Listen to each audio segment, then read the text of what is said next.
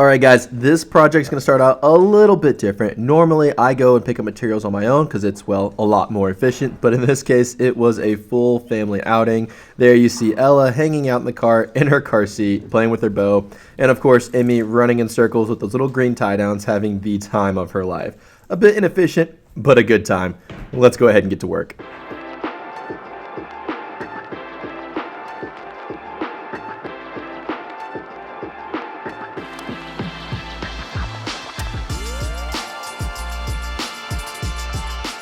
Now, once we're back at the shop, we can go ahead and start by getting everything roughly broken down at the miter saw.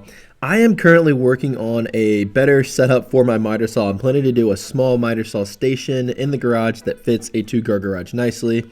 And I'm actually going to tie it into my jointer setup. So if you want to check that out, be sure to click subscribe. That video will be coming out here in the next month or so. Once we had those cut down to rough length, I got them jointed off camera and then squared them up using the planer, flipping one side and then referencing the good side from the joiner. Next, I cut to final length, including the angles we'll need to pull this piece together on the miter saw. I found that once I got them all cut, it was best to batch cut them. I did stacks of 4, which got about 98% of the way through. All 3 of the top ones were cut, and the 4th one was cut mostly, just enough that I needed to go back to the saw and smidge it up just a little bit.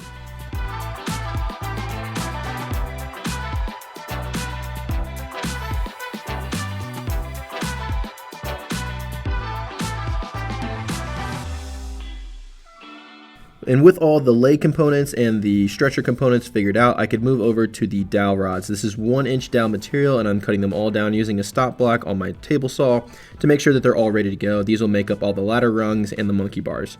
Now, this is going to be a children's jungle gym, so sanding was of paramount importance. It was taking a long time, so I did wise up and realize these are all the exact same, so I could gang clamp them together, knock them flush, and then just go ahead and sand all the boards at once, and this ended up saving a ton of time. So I highly recommend finding ways to be efficient when sanding is hugely important and not very fun. So we'll skip past this and get on to the next part.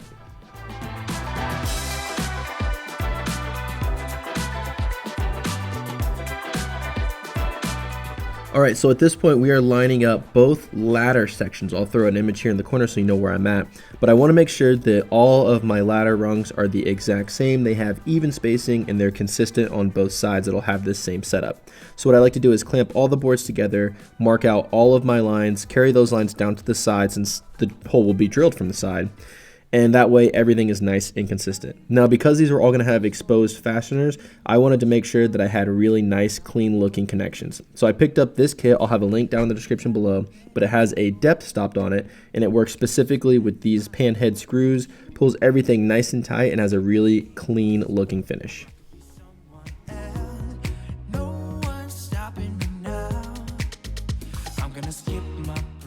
Okay, so here's what's going on. I'm at the point where all my holes are drilled to connect my ladder rungs to my ladder. Here are my dowels that are gonna be my rungs. I wanna pre-drill these so I don't get any splitting on my dowels, but I don't know if you've ever tried to find center of a circle. It's very difficult. There's some kind of math formula out there to make it easier, but I was never great at math. So what I did was took a 2-inch square, connected the lines at the corners to find center of the square, and then drilled a 1-inch hole with my Forstner bit, and then marked the center hole through that. And I should be able to just slide this on and pre-drill down through. Therefore, finding center, or even if not center, maybe this is off a little bit, it'll at least be off a little bit consistently across all. And there's anything that I've learned from woodworking over the last half decade is consistency beats precise measurements every time.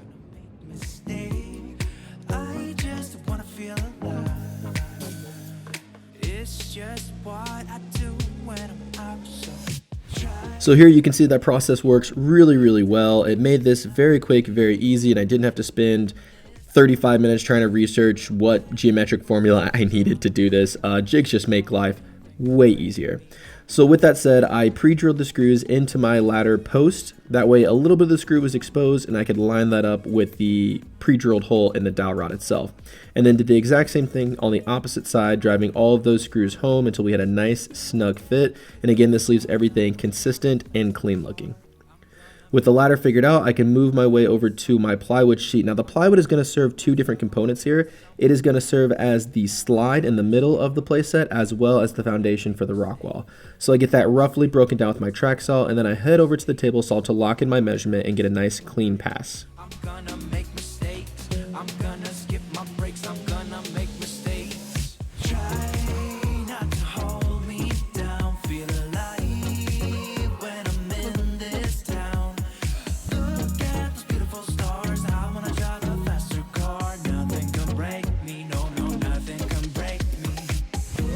With everything cut to the right size, I could pull out my K4 pocket hole jig. I'll leave a link to this one down in the description below, and started to drill pocket holes. Now this piece here is going to be the foundation for the rock wall, as I mentioned before, and I put about 8 pocket holes in either side, which is definitely overkill, but again, this is going to be supporting toddlers, and the last thing you want is somebody's kid or your kid getting hurt on this, so over-engineering was kind of the name of the game. Once all my pocket holes are drilled, I grabbed my palm router and my 1/8 inch roundover bit and went over everything with a nice clean roundover, and then followed that up with additional hand sanding with 220 grit. Now this is pretty much the common practice on every single component that makes up this jungle gym. Very labor intensive, but again, when it comes to kids, even though sanding sucks, you put in the effort to make sure that everyone's going to be safe and have a fun time. Now with everything pocket holed and all the edges cleaned up, I could get it firmly clamped in between the 2 legs that are going to make up that side, flip it over, and then drive those pocket holes in, permanently securing the rock panel to the legs and finishing up this side of the jungle gym.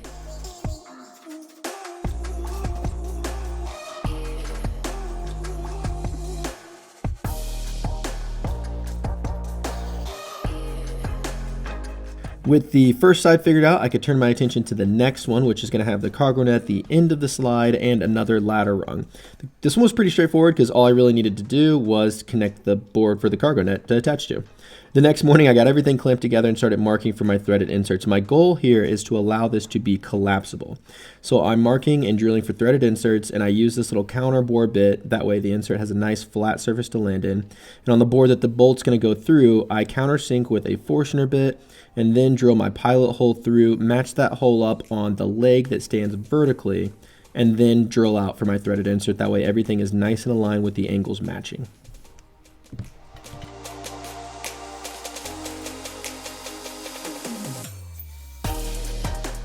Okay, so I apologize if the audio is not good. I just didn't want to go get my mic.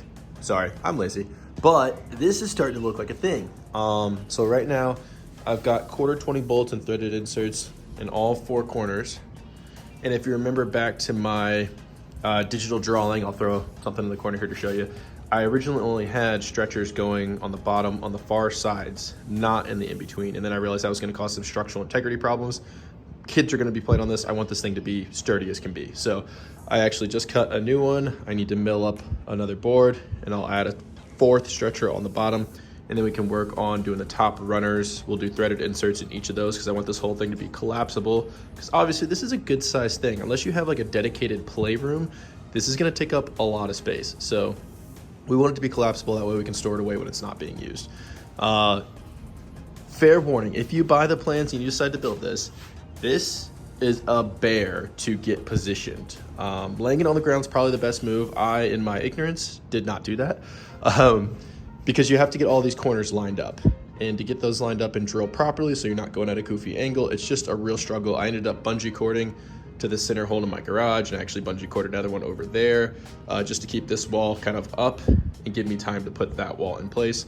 And then I really cranked down on those threaded inserts, and now everything's holding pretty well on its own, and we can move on to attaching the center stretchers and, like I said, go up to the top ones. But man, this is coming together. I'm so excited. I've got all the little swings and rope ladders and all the little components that are going to go on here. I'll have links to all that stuff down in the description below, but this is going to be really, really cool. Okay, so full disclosure, I didn't really plan very well on these. I should have cut these little notches at the top. Let me see if I can get a focus here. There we go. I should have cut those right there before I assembled everything and just cut them identically as a batch, and I didn't. So I tried to go through and mark them, and I realized that it was going to be inconsistent, so instead I made myself a template. Now I'll go over here to table saw and show you how I made it and how you can make it if you also goof in this way. So what we've done here is I clamped this. I use my table saw because it's the flattest surface I know of. My table's pretty flat, but the laminate top is peeling, so it's a little wavy. So we came over here. I clamped a clamp to this and then clamped that to the table saw, so everything's nice and sturdy.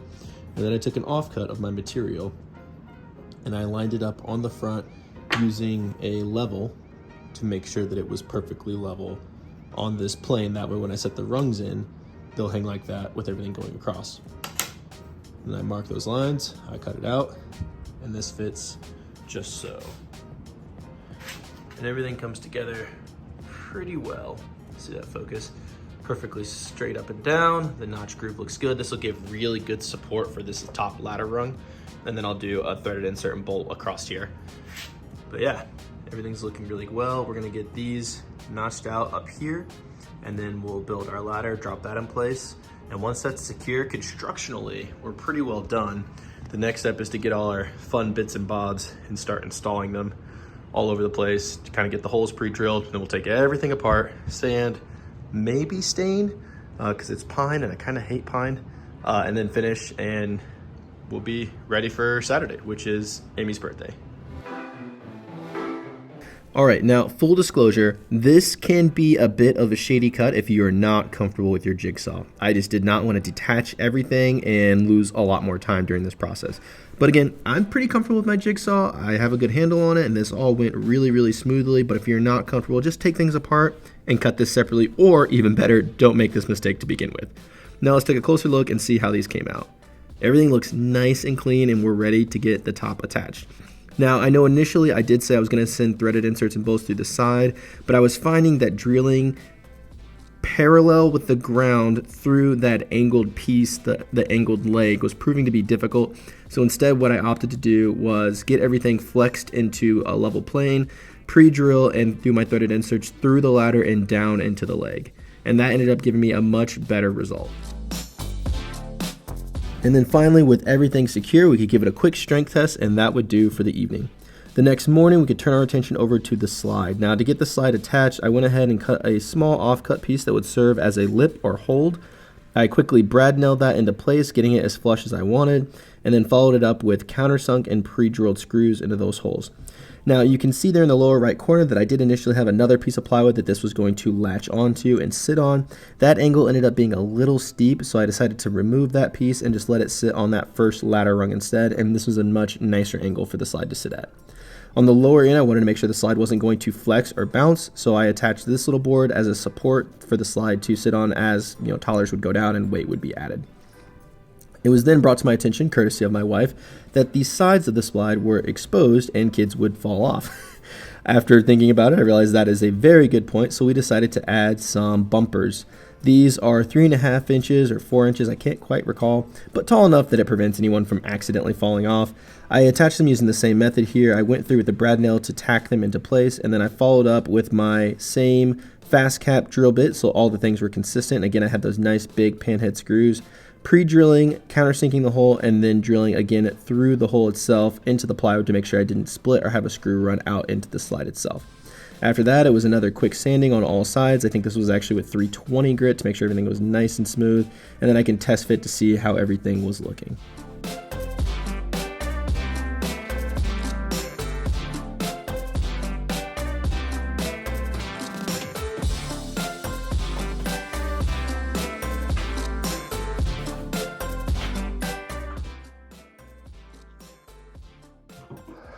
All right, so now we're at the fun part. We're at the part where we get to put all the different knickknacks and doodads, climbing rocks and ropes and everything else on the indoor playground. I don't really know what to call this thing. Let me know if you've got some good ideas. I don't think there's an official name for these, but we get to attach all these things. So we're gonna open up everything, see what we have, and then kind of pick and choose what we wanna put. I think we have more than we need, which is great because we'll be able to swap things out seasonally. As the girls get bored with one thing, we can replace it with another and kind of re-engage some of that interest. So let's open these up and see what we got.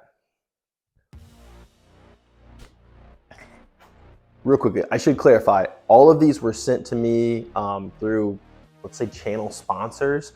Basically, I just reached out to a few companies, let them know what I was doing, and they were all really excited to get on board and sent me different samples of different things. So I have an idea of what we have, but I don't actually know everything that we have. So let's take a look.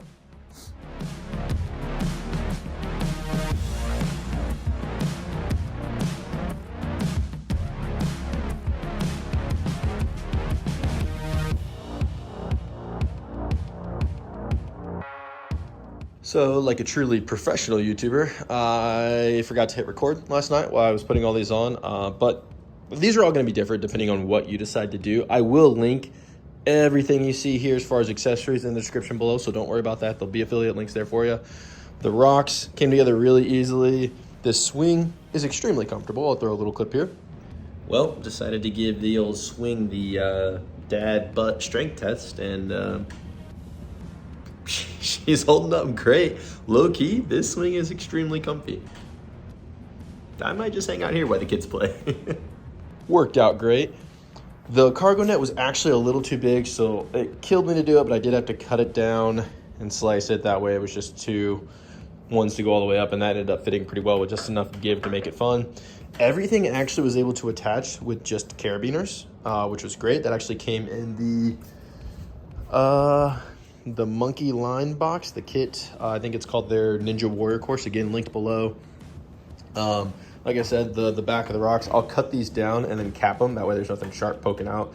But it's just a T-nut here that's threaded, and then you just send the bolt through with the washer and tighten it down. And then this guy, again, just carabiners and a strap. So all really straightforward, easy to break down, easy to put on. The longest part is the rocks, and you can leave those permanently installed because that's not going to affect its ability to collapse. So now that that's taken care of, we're going to take all of those components off. We're going to move it over into the front yard, and we're going to spray to get the coat of finish on it. Now, I know I said that everything was connected with carabiners, and that's mostly true, but I did add a couple of hold-down fasteners on the bottom and sides of the cargo net, just to keep things from swinging back and forth while kiddos were trying to climb on it. With that removed, I could get the rest of the rock wall disassembled, take out the slide, and then set up in the front yard for a spray finish. I figured spraying would be the easiest way to go about it, considering there's so many different components here, and then I could awkwardly pick up the piece and waddle to my front yard to get it set up on my speed horse. Now, it did take me a second to figure out the best positioning, and there we go. Once I had everything set up, I could go ahead and start spraying. Now, I opted to use a spray-on polyurethane. I hit it with 2 coats and sanded it with 320 grit between each coat, and this gave me a nice, clean, smooth finish.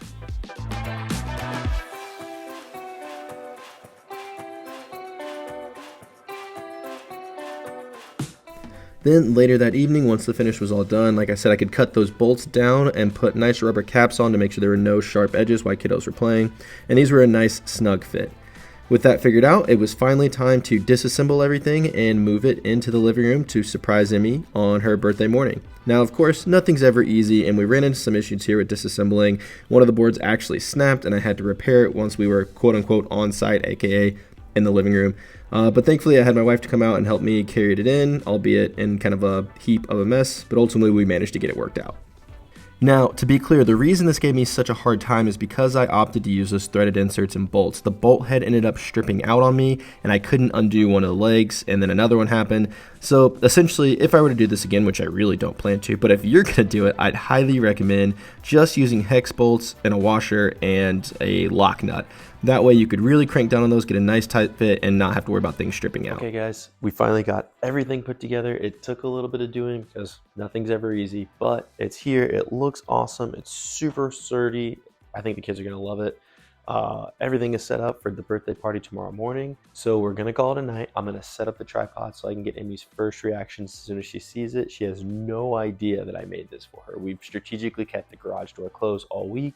We've actually been using our front door, which has been super weird. But we've been using our front door. She has no idea this is here, so it'll be a total surprise. I cannot wait to see what she thinks. Okay, she's awake in her room. I'm gonna go get her.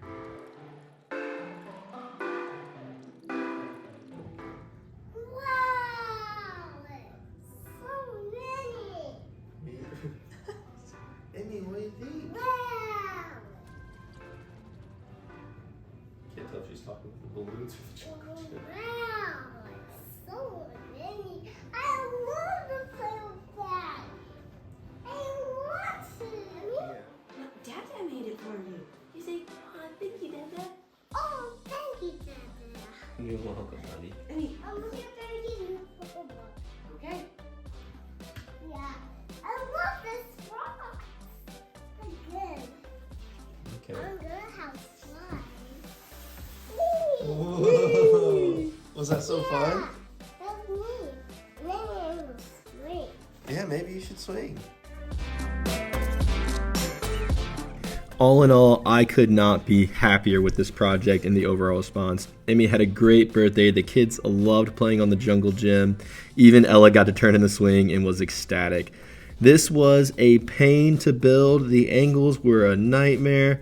Everything was just so finicky. There was so much sanding. But again, the kids had such a fun time, and just to see Emmie's reaction was so satisfying.